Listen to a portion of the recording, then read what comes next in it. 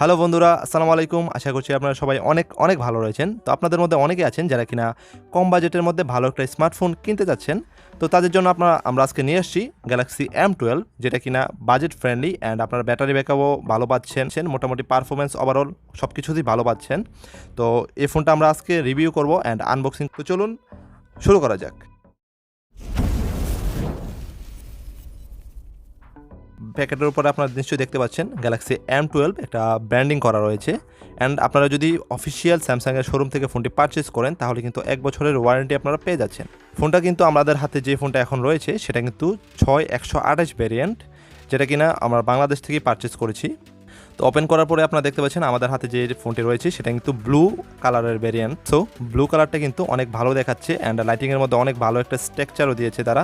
টেক্সচারটা এমনভাবে দেওয়া হয়েছে যেখানে আপনার স্ক্র্যাচ পড়লেও কোনো সমস্যা হবে না। তো ভেতরে আর দেখি কি আছে।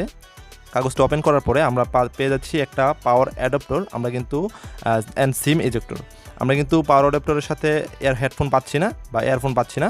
তো পাওয়ার অ্যাডাপ্টর হচ্ছে 18 ওয়াটের একটা ফাস্ট চার্জার অ্যান্ড হচ্ছে আপনারা কিন্তু ভালো মানের একটা ডাটা কেবল পেয়ে যাচ্ছেন। তো ফোনটি যখন আমরা ওপেন করছি, ওপেন করার পরে আপনারা ফার্স্ট লুক দেখতে পাচ্ছেন, পেছনে 4টা ক্যামেরা, কোয়াড ক্যামেরা, নিচে ফ্ল্যাশ লাইট।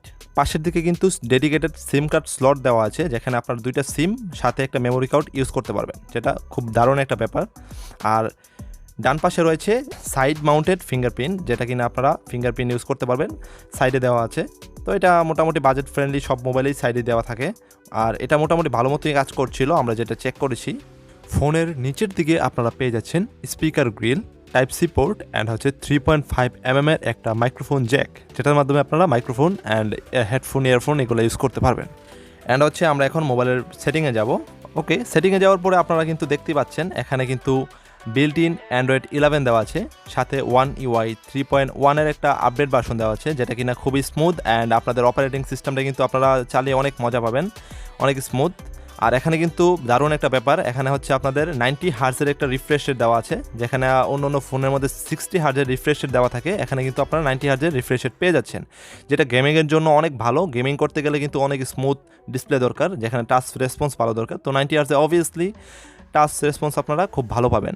অ্যান্ড হচ্ছে আমরা যদি ক্যামেরা সেকশনে যাই, 4টা ক্যামেরা, একটার মধ্যে প্রথমে যে ক্যামেরার সেন্সরটা পাবেন এটা হচ্ছে আপনারা 48 মেগাপিক্সেলের প্রাইমারি সেন্সর অ্যান্ড হচ্ছে 5 মেগাপিক্সেলের একটা আলট্রা ওয়াইড লেন্স, আর 2 করে পাবেন ম্যাক্রো অ্যান্ড ডেপথ সেন্সর। তো ব্যাক ক্যামেরার যে ক্যামেরা কোয়ালিটি আছে সেটা কিন্তু ওভারঅল খুব ভালো মানের একটা ক্যামেরা।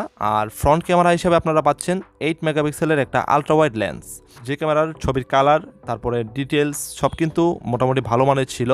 বাজেটের কথা চিন্তা করলে ওভারঅল অন্য ফোনগুলো থেকে এটা কিন্তু ভালো পারফরমেন্স করছিল।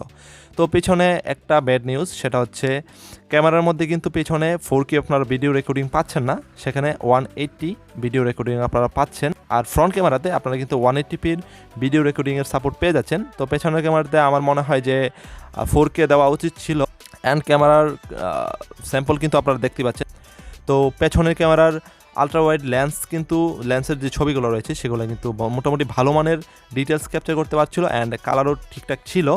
অ্যান্ড সাধারণ প্রাইমারি ক্যামেরার ছবি কিন্তু মোটামুটি ভালোই ছিল, 48 মেগাপিক্সেল হিসেবে মোটামুটি ভালো মানের ডিটেলস ক্যাপচার করতে পারছিল। অ্যান্ড ডেলাইটের মধ্যে সবচেয়ে ভালো পারফরমেন্স আপনারা পাবেন। অ্যান্ড ফ্রন্ট ক্যামেরাতে মোটামুটি ডিটেলসের কিছুটা ঘাটতি ছিল, তবে কালারে কিন্তু কোনো সমস্যা নেই, কালারে মোটামুটি ভালো।